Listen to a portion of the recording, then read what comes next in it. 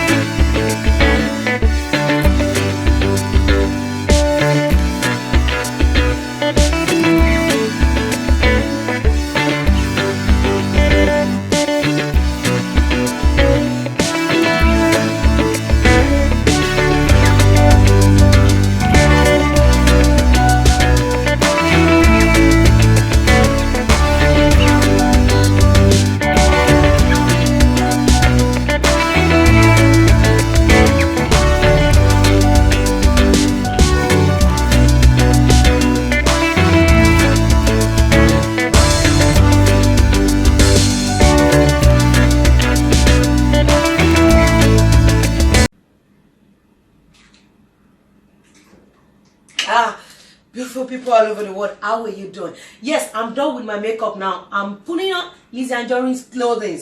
Check the yàtọ̀ wà láàrin aṣọ àtàtàyà àtàyà lè ní ta mi ò taṣọ. Ẹ rí bí mo ṣe rí bí ẹdìyẹ yanko. So in the next few minutes I'll be wearing Lizzy Anjorin clothing. So you will see the difference. Then this tea, I call it Lizzy Anjorin magic tea. I've been selling this since last year. You can ask anybody. This is very good. This will cleanse your system. It's very good. Of course, I have tendency of gaining weight, but I won't. Me fair. I want to let me run up.